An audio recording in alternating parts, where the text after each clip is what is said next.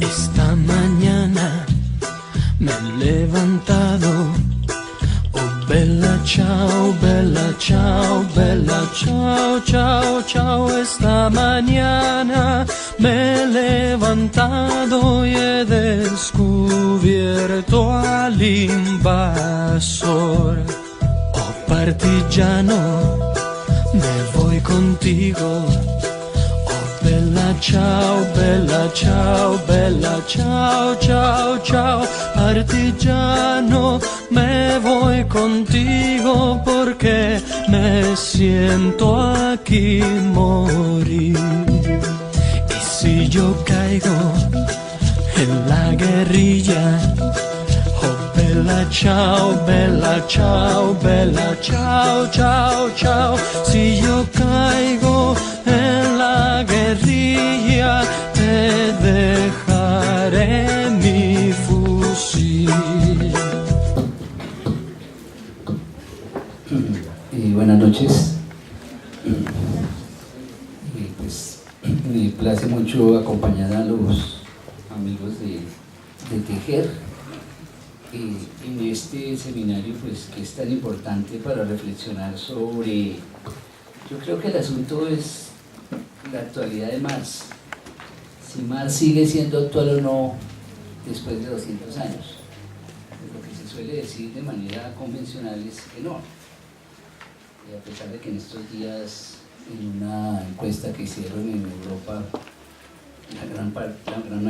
la mayor parte de los encuestados dijeron que el socialismo seguía siendo el objetivo y que en ese proyecto socialista Marx era un pensador muy importante, ¿sí? Pero yo quiero plantear lo siguiente. Situémonos un poco en el contexto de la época de Marx para resaltar una cosa. Marx no es un pensador homogéneo. Marx es un pensador atravesado por múltiples tensiones y a veces sobre un mismo problema tiene distintas respuestas. Eso tendremos oportunidad de verlo en la publicación de las obras de la Cuarta Mega, que son 122 tomos. Y en esos 122 tomos, donde se reúne de todo, encontramos que está el laboratorio del pensamiento de Marx, muy acompañado y a veces también acompañado de forma contradictoria por su gran amigo Federico Engels. En esa obra extensísima de 122 volúmenes encontramos de todo, desde cosas extremadamente útiles y valiosas para hoy y para cualquier sociedad, hasta cosas que no tienen ningún valor. Yo creo que eso hay que plantearlo porque a veces suele presentarse una mirada que endiosa a Marx, ¿sí? Que endiosa a Marx como si Marx no hubiera sido un ser humano producto de su tiempo, permeado por todas las características de la sociedad europea en la que vivió y con múltiples tensiones. Y esas tensiones que se encuentran en la obra de Marx van a proyectarse hasta el día de hoy durante los últimos 150 años. Para decir algo, después de la publicación del Manifiesto Comunista y el fracaso de las revoluciones de 1848. De ese momento en adelante hasta el día de hoy, el pensamiento de Marx está atravesado por múltiples tensiones, múltiples contradicciones y múltiples formas de interpretar su legado. Por eso, por ejemplo, para empezar, yo no estoy de acuerdo en hablar de marxismo. Yo estoy de acuerdo en decir que hay 1000 marxismos. 1000 marxismos. 1000 marxismos porque podemos utilizar y recordar más o menos todas las siglas que se han usado en distintos contextos, todas las derivaciones, todas las denominaciones, para ver que existen toda esa cantidad de marxismos que nosotros nos podamos imaginar. Y en ese sentido resulta bastante discutible y cuestionable que alguien diga, por ejemplo, que hay un marxismo auténtico, original y único, ¿sí? Y que hay un marxismo de Marx que se debe distinguir y diferenciar de todo lo que pasó después, que esa también es otra interpretación, digamos, purista, que se hace de la obra de Marx.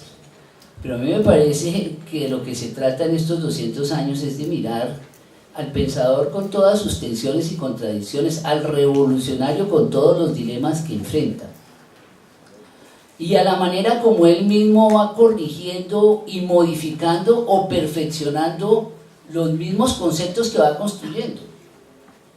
Porque nosotros, en una lectura manualera de la influencia más negativa del marxismo soviético y sus manuales y sus derivados que copian esos manuales, porque hay distintas ortodoxias que copiaron los manuales del marxismo soviético, a partir de esas ortodoxias que maleducó y malformó a millones de revolucionarios en el mundo, se nos presenta un Marx que desde joven tenía claro absolutamente todos los conceptos que construyó para entender y enfrentar el capitalismo. Y esa es una visión terriblemente equivocada, que pierde de vista un elemento esencial. Marx era, en el sentido estricto de la palabra, un investigador. Pero no como los investigadores de conciencias hoy, no, hablan de cosas serias. ¿Sí? Era un investigador en el sentido de que él se planteaba un problema, lo asumía, lo empezaba a investigar y no lo abandonaba hasta que lo hubiera más o menos resuelto. Muchos de los problemas que él planteó no los pudo resolver, como por ejemplo el de las clases sociales, que cuando está escribiendo el tercer volumen escribe solamente una página y queda inconcluso precisamente ese capítulo tan importante de las clases sociales. Marx era un investigador que iba permanentemente sobre sus propias huellas, revisando lo que él había dicho y lo que había planteado, e incluso, sin temor, modificando muchas de sus concepciones. Eso entonces para decir que muchos de los conceptos seminales del pensamiento de Marx, de la tradición de Marx, son conceptos cargados de historia, de movimiento, de contradicciones y de luchas. Y creo que pues, se necesitaría mucho más que el seminario que está programado para poder hacer un análisis casi que de cada uno de esos conceptos sobre los cuales existe incluso múltiples interpretaciones, mucha literatura, empezando por ejemplo por el concepto de alienación, del trabajo alienado que aparece desde las primeras obras de Marx y que es profundizado de manera maravillosa en los manuscritos económicos y filosóficos.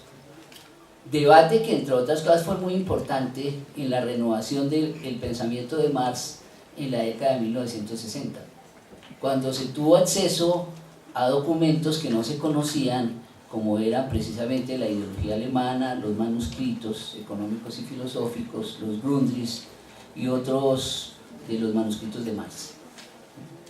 Y así podíamos seguir hablando casi de cada uno de esos conceptos. Pero a mí me parece que teniendo en cuenta el escaso tiempo que tenemos, deberíamos hacer una cosa más útil, y es tomar uno o dos conceptos centrales del pensamiento de Marx y tratar de mirar su actualidad en el mundo de hoy.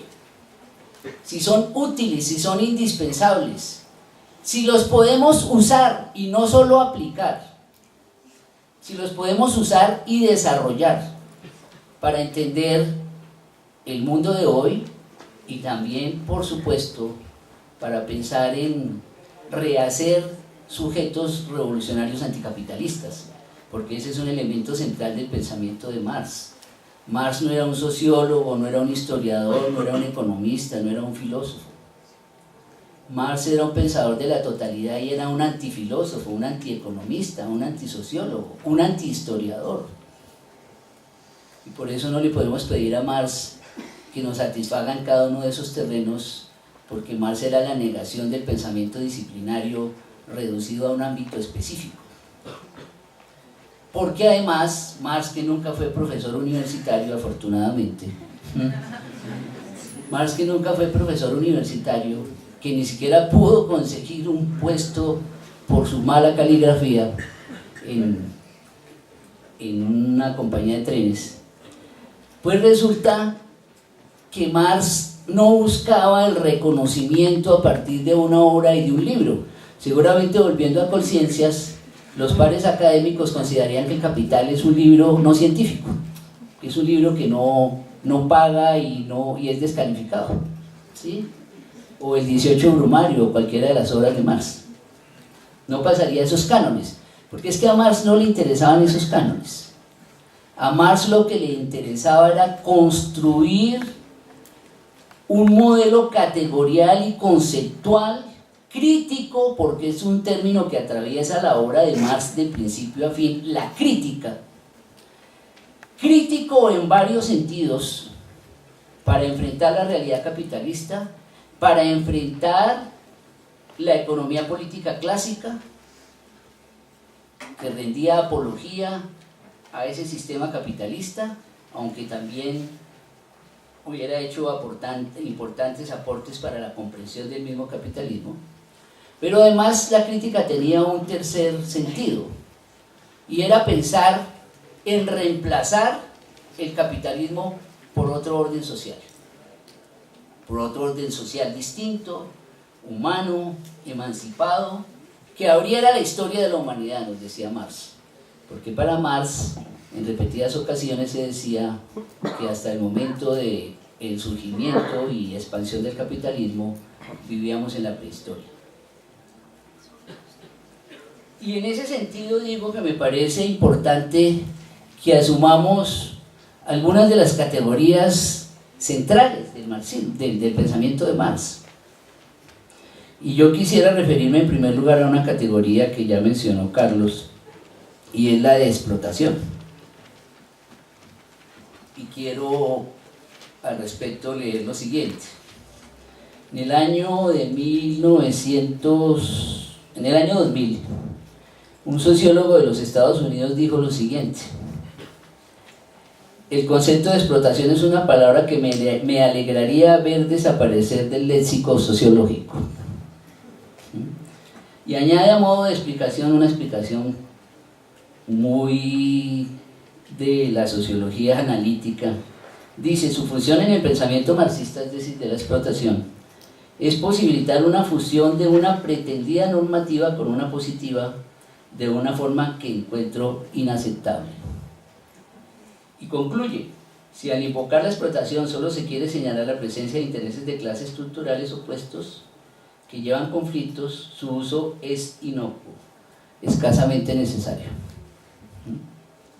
O sea, es una afirmación hecha en una prestigiosa revista de sociología de los Estados Unidos por un sociólogo que estudia la estratificación social, ¿sí?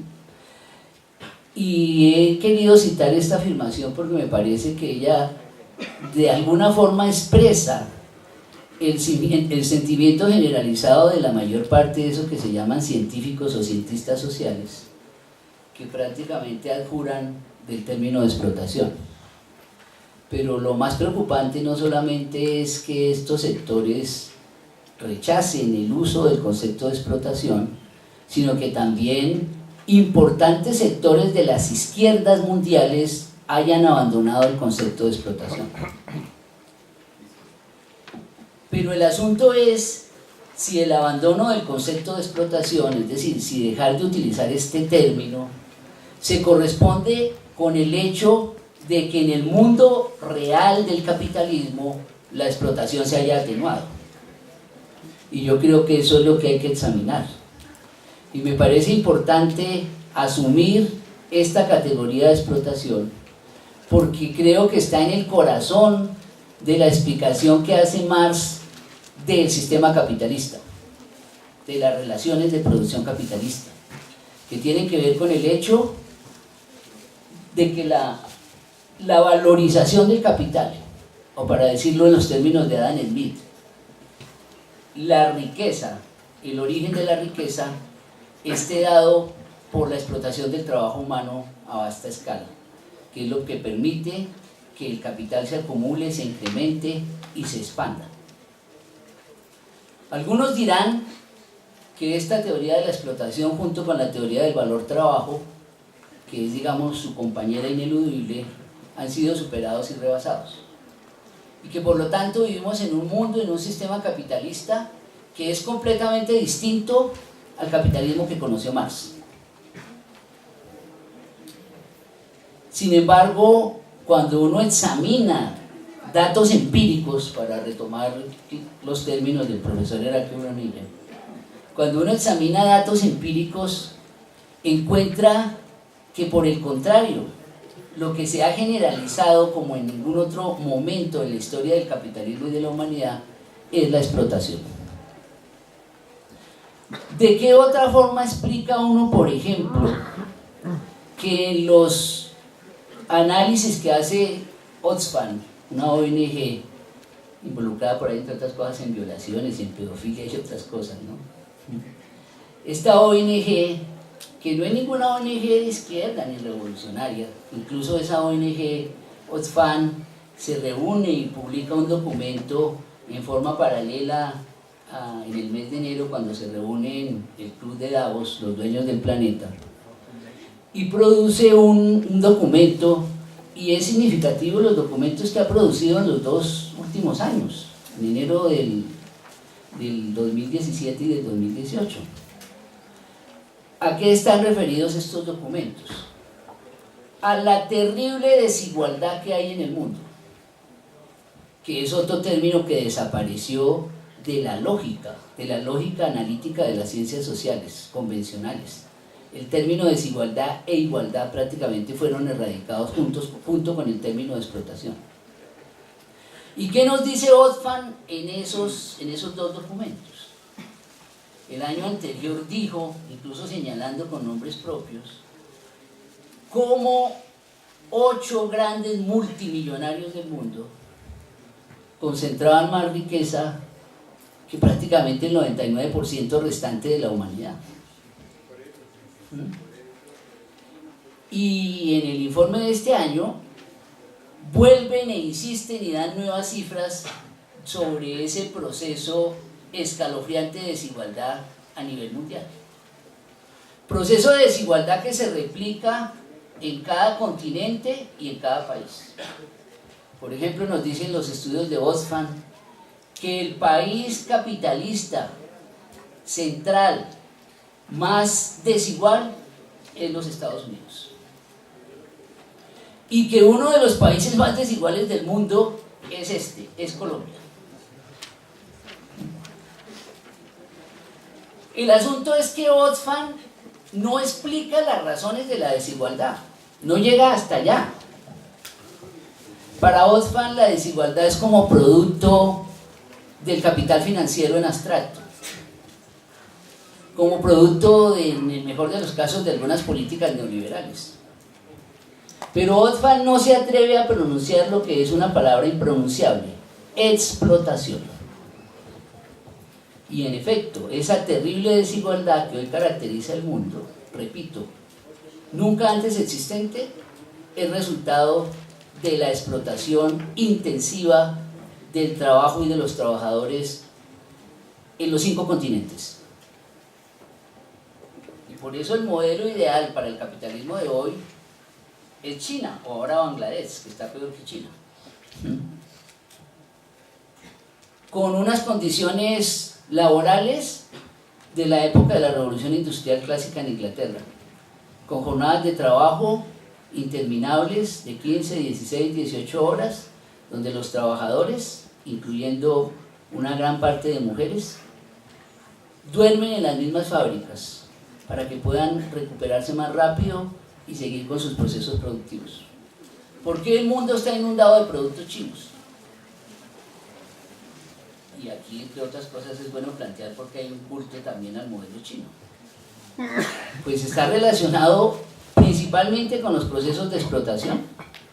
Ya saben ustedes que la producción de un par de tenis Nike, el costo de producción en términos laborales es de 20, 30, 40 centavos de dólar. Y en los Estados Unidos un par de tenis puede venderse en 300, 500 dólares. Y a Michael Jordan, por una publicidad de la Nike, le pagaron 22 millones de dólares. Entonces estas cifras no son producto del azar, no son producto del capital financiero en sí mismo, no son producto de la ganancia comercial o del interés especulativo, son producto de la explotación intensiva de los seres humanos en todos los lugares del planeta.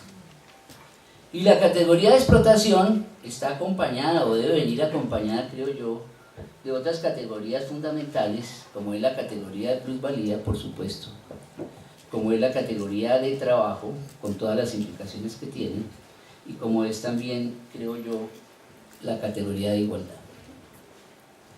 Pero ¿qué es lo que ha pasado en ese terreno en los últimos años? Una pulverización, una destrucción de los parámetros clásicos del capitalismo de posguerra, que llevaron, por ejemplo, a la deslocalización del trabajo de Estados Unidos, de Europa y de Japón hacia nuevas y viejas periferias. Y en esas nuevas y viejas periferias se refuerza el proceso de explotación. Pero no quiere eso decir que en los países capitalistas centrales, donde alguna vez reinó el estado de bienestar, no exista la explotación. También hemos regresado, estamos regresando a condiciones laborales y de vida que no se vivían en Europa desde antes de la Segunda Guerra Mundial. Terribles condiciones de desigualdad, racismo, xenofobia hacia los migrantes, que encubren las nuevas formas de explotación que no son nada sofisticadas. Pero además a ellas que hay que agregarles, y esta es una crítica a un tipo de interpretación, la de los autonomistas italianos, con Toninelli a la cabeza, que hablan del trabajo cognitivo, del trabajo inmaterial, como una nueva forma de trabajo donde predominaría la autonomía de los sujetos y donde prácticamente habría desaparecido la explotación. Sí, el trabajo se pulverizó en 1000 pedazos. Y asistimos entonces hoy a un trabajo terriblemente heterogéneo y desigual, a una fuerza de trabajo mundial compuesta por gentes procedentes de todos los orígenes raciales, nacionales, étnicos, de género, de edad. Y esa nueva fuerza de trabajo debería convertirse en el sujeto revolucionario para enfrentar el capitalismo. Por eso yo creo que si uno está interesado en aprender cómo funciona la explotación de la fuerza de trabajo en el capitalismo de hoy, lo mejor sería irse a China. China es un laboratorio de lo que va a pasar en el presente y en el futuro inmediato. Esta es una primera categoría que planteo de manera muy superficial. Y hay una segunda categoría que yo quiero tocar, que aparentemente no está relacionada con esta primera. Es la categoría de fuerzas productivas. Y lo hago porque si hay alguna categoría que ha sufrido avatares en estos 150 años, es la categoría de fuerzas productivas. Claro, y algunos dirán, y con razón, es que la responsabilidad la tiene el mismo Marx. Claro, porque es que en Marx, como les decía, hay una tensión, y esa tensión se expresa claramente en la forma, en el tratamiento que Marx le da a la categoría de fuerzas productivas. Encontramos en Marx una lectura tecnologicista de las fuerzas productivas, que en algunos casos llega a exaltar de manera abstracta la ideología del progreso y los avances que significaría el capitalismo como expresión clara del desarrollo de las fuerzas productivas. No más es leer los textos desafortunados de Marx y de Engels, de finales de la década de 1940 y de 1950, sobre, por ejemplo, la invasión estadounidense a México, donde resulta Marx incluso haciendo una apología del dictador Santana, y donde Marx incluso resulta aplaudiendo la invasión de los Estados Unidos como un hecho necesario. Ese es otro concepto que tampoco tenemos tiempo de analizar, el de necesidad histórica. como un proceso necesario que va a desarrollar las fuerzas productivas debido a la invasión de un país más desarrollado en uno más atrasado. ¿Sí? Ahí Marx es un cultor de las fuerzas productivas. Y es un Marx que se parece a la mayor parte de los marxismos históricos del siglo XX, con muy contadas excepciones, que fueron y han sido y son cultores de las fuerzas productivas, que ven a las fuerzas productivas como una fuerza neutra. Pero Marx no dijo solamente eso de las fuerzas productivas.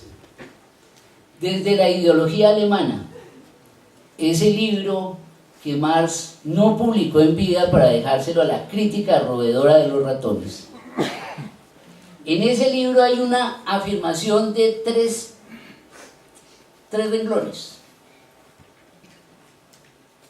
que me parece que, dada la situación actual, habría que leer y estudiar. Y es cuando Marx afirma que en un momento determinado las fuerzas productivas se vuelven fuerzas destructivas. Al mismo tiempo, fuerzas productivas, fuerzas destructivas.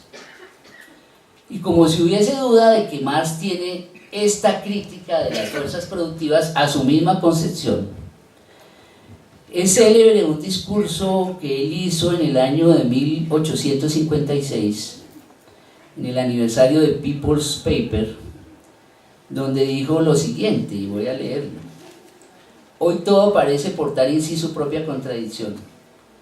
Las máquinas dotadas de maravillosas capacidades de acortar y hacer más fecundo el trabajo humano provocan hambre y agotamiento del trabajador.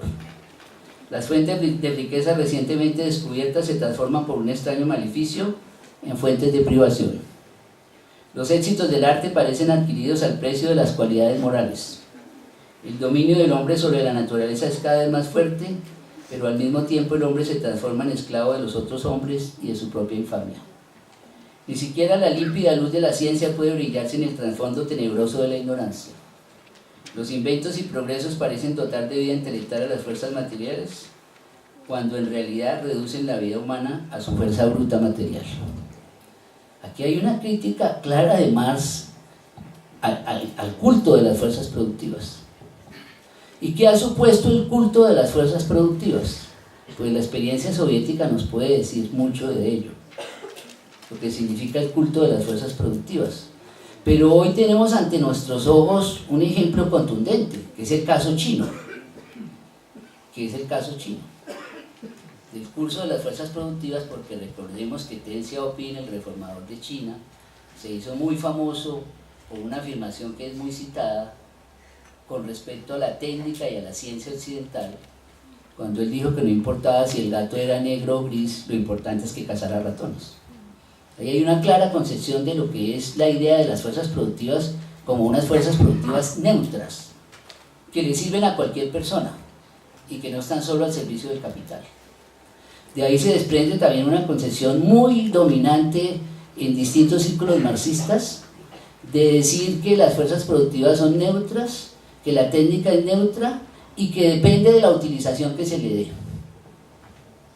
Que el problema es el de la utilización, sin cuestionar que en el mismo origen de las fuerzas productivas, como cuando por ejemplo se inventan los automóviles, ya hay en la misma idea de inventar los automóviles, de poder ponerlos a rodar, de ponerlos a funcionar con petróleo, un elemento absolutamente destructivo, como hoy lo tenemos claro ante nuestros ojos. Lo que yo quiero decir es que entonces en este inventario de algunos de los conceptos y de los aportes medulares de Marx, tenemos que mirar estas tensiones, tenemos que examinar ese carácter contradictorio de las categorías y depurarlas y actualizarlas, porque son muy importantes para la acción política. No crean que esta es una reflexión puramente especulativa. Son importantes para la acción política, porque la acción política hoy no solamente se mueve y se debe mover, por supuesto, con respecto a las contradicciones clásicas del capitalismo, a la contradicción capital-trabajo, por ejemplo, sino que también involucra el mantenimiento y la preservación de los ecosistemas, de la vida, que hoy han sido puestas en peligro y están puestas en peligro por el sistema capitalista.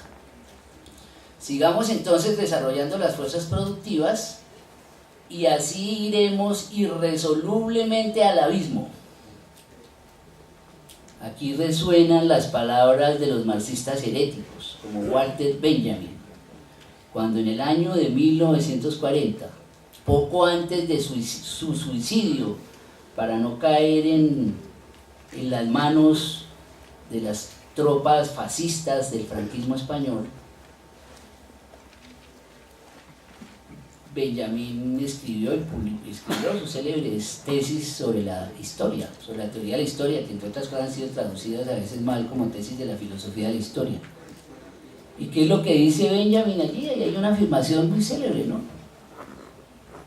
Que cómo se define hoy la revolución. Que uno de los fundamentos fundamentales de una revolución es detener las fuerzas productivas que nos conducen hacia la vida. Y si eso fue cierto en algún momento, lo es hoy.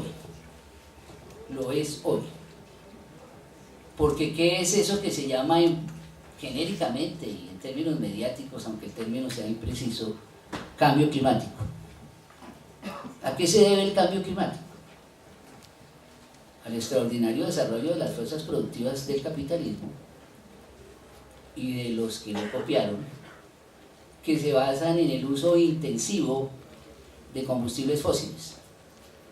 Y eso está transformando el clima de la humanidad y está poniendo en peligro las mismas bases de la vida. Entonces, los retos de los anticapitalistas de hoy son más exigentes que en la época de Marx. En la época de Marx, cuando él escribe El Capital, el capitalismo solamente está plenamente desarrollado en Inglaterra, que se está empezando a desarrollar en otros 4 o 5 países del mundo. Pero la mayor parte de regiones del planeta no han sido asoladas por el capitalismo. Ese es un proceso de hoy, cuando el capitalismo se ha mundializado y se ha extendido hasta el último lugar del planeta. Y con él también están extendidas sus contradicciones. Entonces la lucha anticapitalista de hoy, repito, es más exigente que en la época de Marx, porque ya no solo requiere analizar aquellos elementos en los que Marx hizo unos aportes extraordinarios para develar la explotación del trabajo humano, la lucha de clases en el capitalismo, las propuestas de un sujeto anticapitalista, sino que ahora eso se debe complementar con los nuevos retos que el mismo capitalismo nos pone ante nuestros ojos, como es el de la destrucción ambiental, el de la sexta extinción, el de la destrucción de la tierra fértil para labores agrícolas, el de la contaminación de los mares, el de la destrucción de la capa de ozono y múltiples problemas que están relacionados con eso. Lo que yo quiero decir es que en una agenda capitalista de hoy el aporte de Marx es sustancial y fundamental, pero necesitamos usarlo crítica y creativamente para nuestro contexto.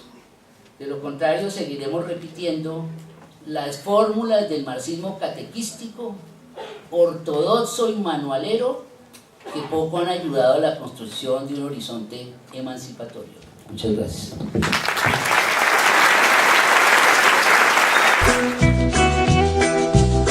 Cava una fossa en la montaña.